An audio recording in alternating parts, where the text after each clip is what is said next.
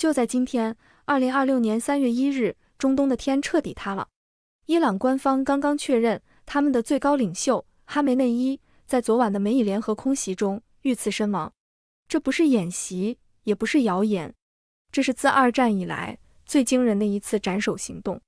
美军的双航母正在集结，伊朗宣布关闭霍尔木兹海峡，全球油价一夜暴涨 12%， 整个世界都站在了第3次世界大战的悬崖边上。在这个战火纷飞的时刻，全世界都在问一个问题：中国会出手吗？面对西方的步步紧逼，一直按兵不动的中国，到底在想什么？是软弱，还是在下一盘更大的棋？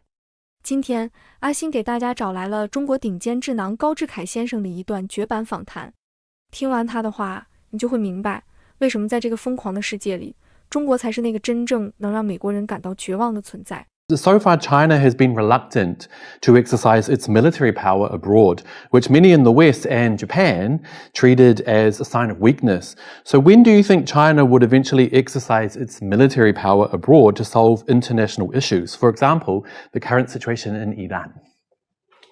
First of all, in a philosophical sense of the word, China throughout the ages never want to use war as the preferred way of solving country-to-country or state-to-state questions.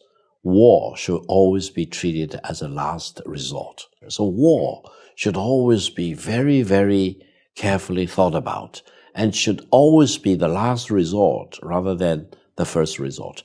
Because if war breaks out, you are talking about loss of life, destruction of property, and once you launch a war, you never know whether eventually you will win the war or lose the war. So I think, philosophically speaking, China always looks at war as the last resort. And if possible, we want to avoid war.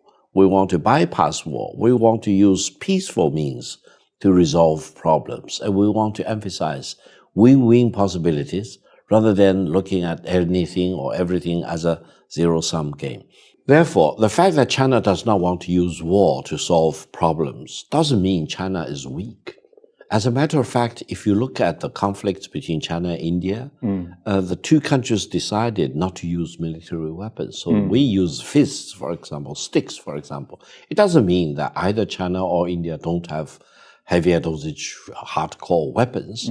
And then in China-Filipino clashes, we use water cannons, etc. It doesn't mean China does not have very strong, powerful naval powers to defeat the Filipinos. No. We do have, but we do not want to use them. We want to use more peaceful ways to solve the problem. We want to emphasize to the Filipinos that if you look at the American-Spanish Treaty of 1898, you should come to your own conclusion, which is in your best interest. Is that right? So I think going forward, whether China will be much stronger, more powerful than it is now, I believe China will never use war as the top choice. But then wouldn't that require the rest of the world to have the same outlook? Like, is China trying to pull the world more into a more peaceful kind of function where people don't turn to war? Because a lot of people would say at the moment the United States still uses weapons, and I mean, they just kidnapped the leader of Venezuela. And a lot of Chinese even felt like China should do something. Now, I believe it's not a good idea. I agree with you. But a lot of people, including Chinese, think China should do more. At the moment, is being peaceful enough? Well, being peaceful will be very important. However, if you are peaceful based on a very weak situation, like, for example, Venezuela, or even like Iran today, then you need to be prepared to probably suffer the brutal force from the United States or from Israel, for example. So I think the key issue you need to face is how you really look at issues involving war versus peace. And I hope you will always look for peace rather than using war. Secondly, you need to really build up your own strength. Now, having enough strength doesn't mean you need to use war as your preferred methodology. Having enough strength, as China does, gives us more luxury of demanding peace, because I think the United States already realized that they will never win a conventional war.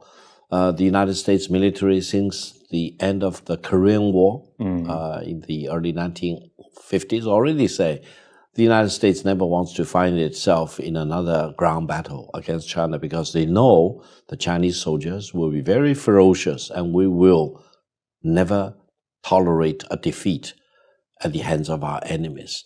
I think ever since the victory parade on September the 3rd, 2025, the American decision makers probably also came to the conclusion they do not want to have a naval war against China because China's shipbuilding capacity is now more than 260 times than the American shipbuilding capacity.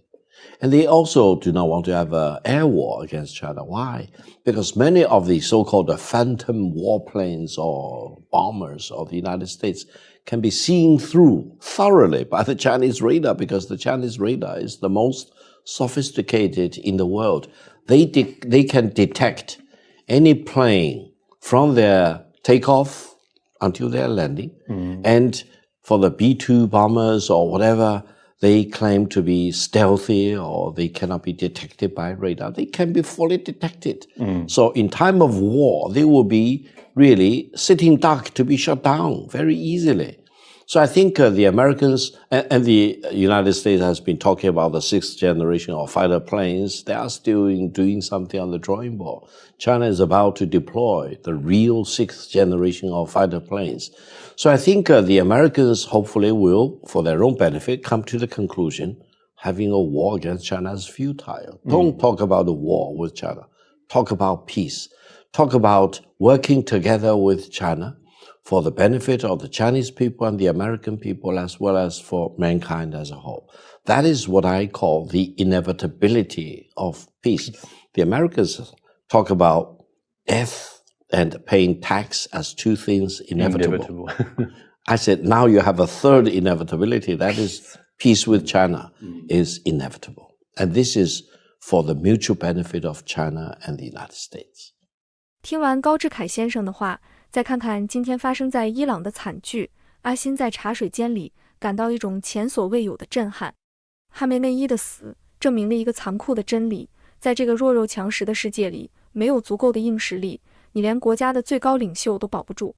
美国敢对伊朗搞斩首，敢炸核设施，敢把中东变成火药桶，是因为他们笃定了伊朗还不了手，或者还手也打不痛美国。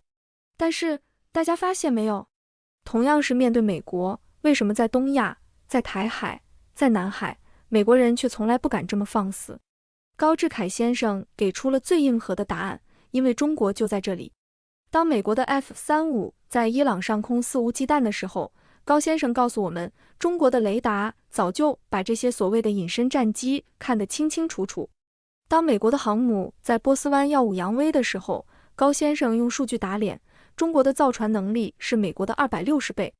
一旦开战，这种工业碾压是美国无法承受的噩梦。所以，回到开头那个问题，中国会帮伊朗打仗吗？高先生的回答很有智慧，我们不需要去国外打仗，因为我们已经用绝对的实力，在自家门口画出了一条美国人绝对不敢逾越的红线。美国现在在中东的疯狂，其实恰恰暴露了他的虚弱。他只能去欺负那些没有核武器、没有工业体系的国家。而面对中国，他只能坐在谈判桌对面，听高志凯说那句“和平是必然的”，这才是真正的不战而屈人之兵。哈梅内伊的悲剧给全世界敲响了警钟，也让我们更加庆幸我们身后站着一个拥有世界第一工业产能、拥有强大国防实力的祖国。正是这份实力，让我们能够安稳地坐在茶水间里喝茶，而不是像德黑兰的市民一样在防空洞里瑟瑟发抖。至于中东的局势会如何发展，美国这把火会不会烧到自己身上？阿辛觉得，正如高先生所说，除了死亡和纳税，美国人终究要学会的第三件事，就是敬畏东方的力量。好了，今天茶水间的深度复盘就到这里。你觉得哈梅内伊之死会引发世界大战吗？你认可高志凯先生的和平必然论吗？欢迎在评论区留下你的神预言。别忘了点赞、订阅阿辛的茶水间，让我们一起看清这个疯狂世界的底牌。下期再见。